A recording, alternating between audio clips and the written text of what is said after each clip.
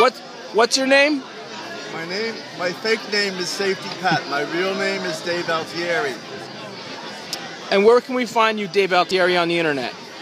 If you Google these 3 words, reward and consent. Okay. That's the blog. Consent is what we do at the doctor's office. And what do you stand for, Dave? I have a blog on the ethics of behavior modification, and I follow B.F. Skinner. B.F. Skinner is the world's leading opponent of punishment. I follow his ethics. And he also wrote in his book, 1953, Science and Human Behavior. He has a chapter on punishment. He said punishment in the long run harms not only the recipient of punishment, but also the agent of punishment. Punishment harms everybody. Skinner said that. Then his pinnacle dream is to design culture with human science. Now, what does that mean? Well, Skinner, his first book, he was in 1938. He wrote a book where he began operant conditioning, behavior modification based on rewards and punishments. He put a rat in a Skinner box and taught it to press a lever and modified the rate of lever pressing based on delivery of food pellets. All right. So let's go on about this behavioral thing and the grand scheme of things. How are you getting from A to B here? Let's talk about the end game here and what you're trying to do here as far as the very first paragraph of the introduction to my blog on the landing page says this. Humanity, all right, we have a choice. We can stop punishment run amok, or before we get on a spaceship and explore the galaxies. We have a choice. We can save ourselves before that happens, before we explore the universe, or we destroy ourselves here on Earth. That's the choice. We can the world, the United States, it has so many people can say that there's an empire here. Maybe we won't say that, but there's a little bit of an empire. But I see what you're saying. So before the spaceships, let's talk about that a little bit. Let's go a little bit, just a tiny bit, maybe like a 30 seconds to save ourselves before we explore the galaxy. So yeah, elaborate more on that. We need to use human science to modify behavior worldwide without punishment. The problem with the Association for Behavior Analysis International is that they have approved the Judge Rotenberg Center School of Electric Shock contingent upon non-compliance, self-injury, and aggression.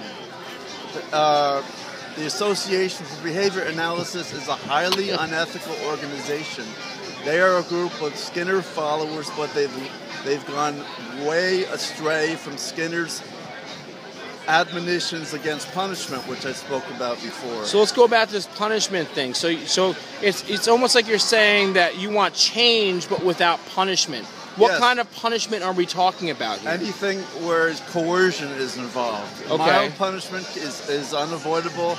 At nighttime, we might have the lights off and bump into a chair and get the mild aversive stimulus of a bump on the knee and learn to avoid the chair. Some mild punishment is unavoidable. The problem with unethical behavior modification is the use of coercion. Check out Murray Sidman. He's a behavior analyst, a good one. Coercion and its fallout. Read that book. I guess this can be kind of related to kind of blindness in a way, in a sense where people who are blind have an advantage because they can kind of deal without that coercion, where they're not using their eyes. I believe when Skinner spoke about bumping in a chair, it was the same metaphor of blindness that you just think said, okay, Steve. Yeah, okay. I think so, yeah.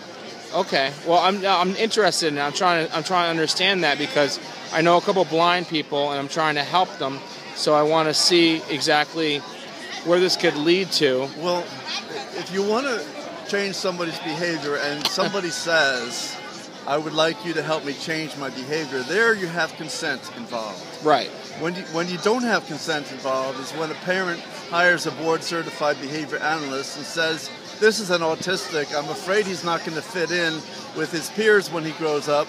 So let's stop him from body rocking." Yeah, let's change him. Let's change him. Put him in a bubble. Let's put him in this bubble. Yes. Let's say that. But Bill Gates says we'll hire an autistic person, and he won't care if an autistic is rocking his body. Bill Gates will hire a person because that autistic can contribute to the profits and the bottom line. Interesting. And he won't care whether or not somebody is rocking. However, board-certified behavior analysts, it's a major industry.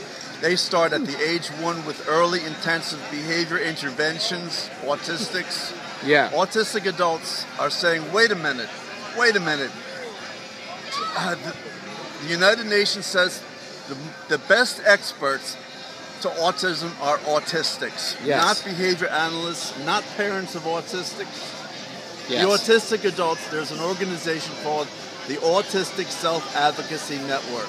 Yes. They're a little bit different than typical disabled population who say, okay, it's okay, they say person with disability. Right. They say, I am a proud autistic. Don't call me a person with autism. I love my identity. Right. As you should. Don't try to change me. Now, if I should be self-injuring myself, or if I should be aggressive... When you say self-injuring, you mean changing, autistic conforming to the quote-unquote, well, the way that everybody is, this little bubble that everybody is. They're trying to change people Correct. into But not being themselves, not being the autistics well, themselves. some change is acceptable, in my opinion. And this punishment can be through medication. It could be through character modification. It could be through. Go ahead, and it could be through how much. In behavioral terms, punishment is a consequence that occurs immediately after a response. That suppresses, doesn't necessarily lower. It suppresses the rate of behavior. Rate of behavior is the dependent variable. The consequence of an aversive stimulus or an appetitive rewarding stimulus, those are the independent variables causing changes in the rate of behavior.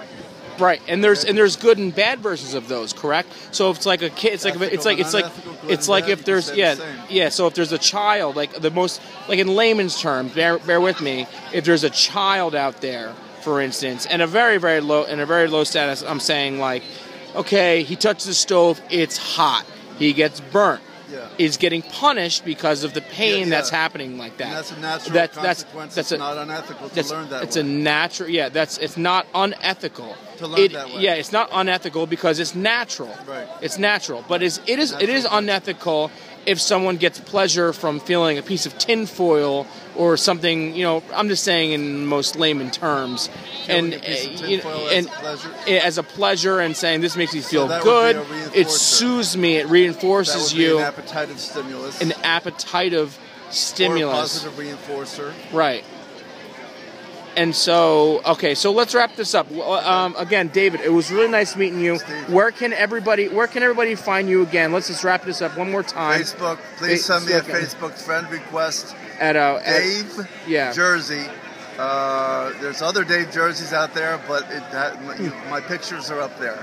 Yeah, we're wrapping up at the 10-minute mark. So what's the address? I don't know the address of my Facebook profile. We'll spell your name out for people. Dave, Altieri. Yeah.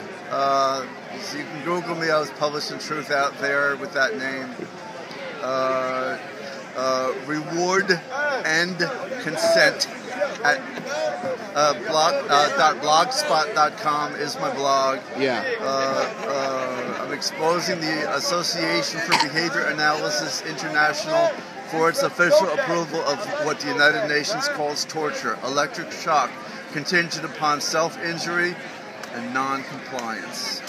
Perfect. That sounds so good. I thank you so much. This has been a great. This has been an awesome really interview, David. Yeah, I'm very happy to meet you too. And look, the 10 minutes is over here, and I just want you to tell me about what you got here as far as your quote unquote get up about spreading awareness about what you got here, because I remember you talked to me a little about what we got. You got a horn. You got a horn here. Yes. You got your horn here. What else? What else you got here? You got your. I'm a proud schizophrenic. I don't have a multiple personality. I don't have two personalities. Schizophrenia is the medical meaning of schizophrenia does not mean dual personality, but I am proud to be a schizophrenic. And my landlord said, was starting a rumor about me. I don't know why he would do that, but he said he saw me wearing an antenna. I was not wearing an antenna. I was simply carrying my radio. Well, it's certain. I'm sure wearing a tinfoil hat with but the I love antenna. my landlord. He's a tremendous guy. I'm just joshing him. Well, tell me about the Ethernet cables wrapped around your neck. What is that about? With the Ethernet cable? Well, when my landlord started this rumor saying I was attached to an antenna, right? Well, one of my buddies got me a birthday card, and he said there were aliens nearby. And so I think, let me fulfill my landlord's fantasy. And now this, I got my shoe. This is my shoe. This is how I talk. This is how I talk to the chief. I'm a control agent. Yeah. I'm control agent 55. Yeah. When the chief calls me, we find out. We look for we try to locate where Siegfried, which mailbox Siegfried is hiding out. So when the chief calls me, he wants us to talk in the cone of silence. I tell the chief, right. Look, it doesn't work so good. Siegfried has got your office bugged, and this cone of silence doesn't work so good. That's so funny. We're still trying to find out in which mailbox Siegfried is located. Oh well, we're all excited to find out which mailbox Siegfried is located in. Again, David, nice to meet you. That's all the time we have. Thank you so much. Hey.